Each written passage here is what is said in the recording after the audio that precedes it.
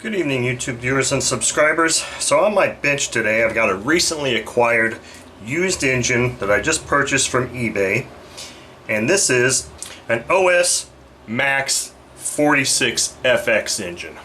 Now this is an engine that I purchased with considerable thought and a bit of trepidation, because this is the engine series that is infamous for the OS nickel sleeve peeling issue. And I personally repaired one of these engines, replaced the sleeve and piston with one from an ASP, a brand new ASP piston cylinder or piston sleeve assembly. So I have seen firsthand this sleeve peeling issue. Now as I look at this engine for the first time, it's got a few marks on it. Overall it looks like it's in pretty good shape, but I can tell by kind of the way this looks here that somebody has kind of done a little bit of polishing on this, on these two fin heads here. Anyway, I can tell by the sheen. Now this is a used engine. It's got very good compression, and as you can see it comes with a OS 873 exhaust. Now this is an engine that came out in 1995, and there are also reports recently after these engines came out with these remote needle valves that were cast into the rear cover like this, that there were issues with either it getting heating up and causing fuel bubbling issues and that type of thing. So I think at some point in time later, after these were released, when OS had remote needle installations, they had a metal bracket and it wasn't a cast part. So it'll be interesting. But this is an engine that brings back a lot of good memories to me, because back in like 1988, 1999, 2000, I was running several of these in some SIG something extra planes, and I absolutely love these engines. I never had any problems with them. They were very easy to start, easy to tune, quite powerful, until I found other engines that I sort of liked a little bit better. But I'm going to do a look inside here, because the fact that this is a used engine, and the side of the piston doesn't look like there's a whole lot of wear there, but I'm going to actually do a look inside here and see if we can see any evidence of the sleeve peeling issue. And I think I've got some pictures of some other, or at least of the one that I've got on hand that I've replaced, that I'll put up here so you can see.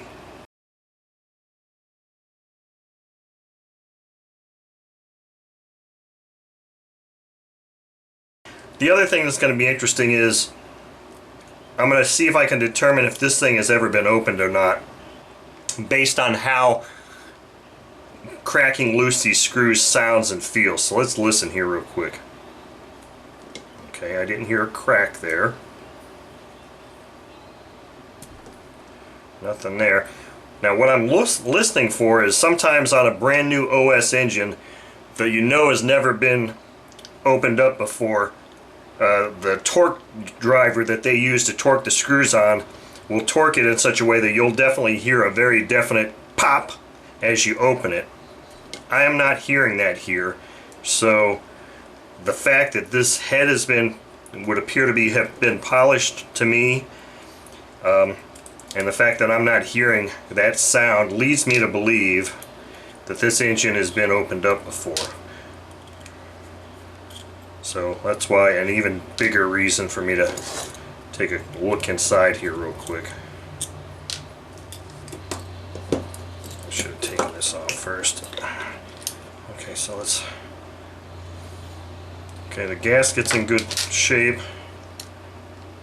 That's very strange. Hopefully you can see that. It looks like water in there. I don't know if you can see the water or the droplets on the connecting rod here.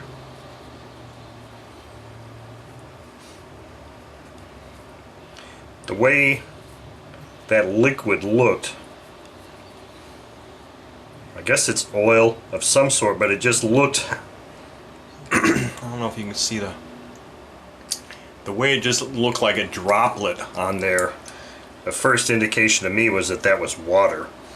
If that's some kind of oil, it's some kind of strange oil that I've never smelled before. The seller on eBay did not give any real details as to the age of this engine whatsoever. So let's take this head off. Okay, that's what I'm talking about, that sound there. Listen. Oh, that one didn't do it. That's the sound I'm looking for on that rear cover. That one didn't make it. That one didn't either. I've put together a lot of engines before, and I torque them down. That one was pretty loose, and I've never been able to reproduce tightening it such that, because I don't use a torque driver, such that it would make that cracking sound. So it's weird that two of these screws would make that sound, yet none of the others did. So I don't know what to think about that now. And of course this screw didn't even feel like it was tight. So the mystery deepens here. Okay, here we go.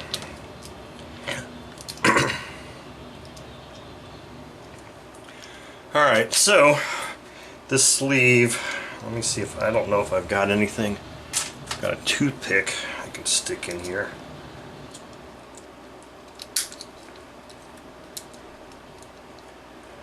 And make that sleeve want to come up at all?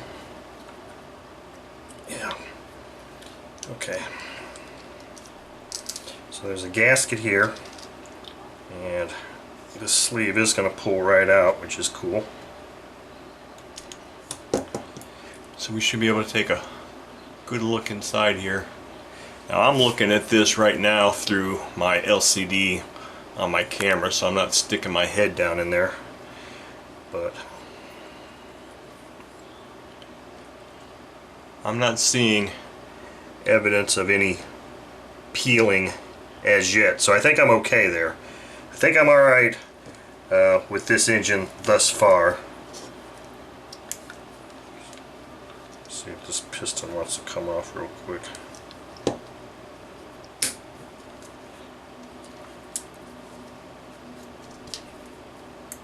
It's not a big deal if it doesn't come off. I don't really need to take it down any further anyway. I'm not going to mess with it anymore, but you can see the top of the piston is pretty damn clean there.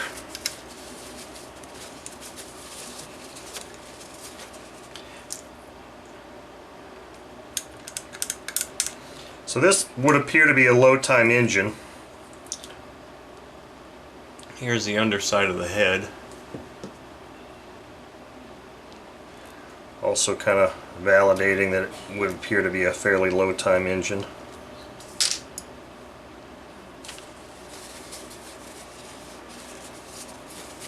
Wipe that crud off real quick. I'm not going to do a complete disassembly and clean of this engine. I'm going to just run it as it is, put it back together. But so yeah, it smells like some kind of after run oil of some sort has been put in there. It's a smell that's a little unfamiliar to me. Oh, here we go. This, hopefully you'll be able to see the strange droplet type formation here. I don't know if it's going to show up on the camera or not, but I can see it very visibly. I just don't normally see droplet formation like that with oil. That's why this is kind of peculiar, and I hope this shows up. I don't know if it's going to or not. I'll try and move it a little bit slower and see if you can see that the liquid on this rear cover is in droplet form, which would indicate that it has some surface tension like water does. Oil does not usually have surface tension like that, and as you can see here, there's a pretty nice swirl pattern from the connecting rod rubbing on that. That's not necessarily a bad thing, and that's kind of one of the reasons why there's these gaskets on here. Now if this gasket was missing, I'd be a little bit more concerned, but it's in place and I don't feel any difference there, so I'm not really too concerned about that. Sometimes you'll see that even with a gasket in place. So anyway, this engine looks like it's in pretty good shape. So from here on out, the next video you see of this engine will be of me actually putting it on the stand and running it. Now this exhaust does have a baffle in there. I'm not sure if I'm going to take the baffle out or leave it in. I think when I was flying these engines in the late 90s, I think I always left it in because It is considerably quieter with that, but you'll get a lot more power, or you'll get more RPM, higher RPM if you remove this, maybe on the order of maybe 500 to 600 RPM peak. I don't know. I've done a baffle in, baffle out experiment years ago on a 46 SF, I think. And I think there was a pretty marked difference in how it, the top speed, top RPM with it in and with it out. So anyway, the next video you see of this engine will be on the stand running it.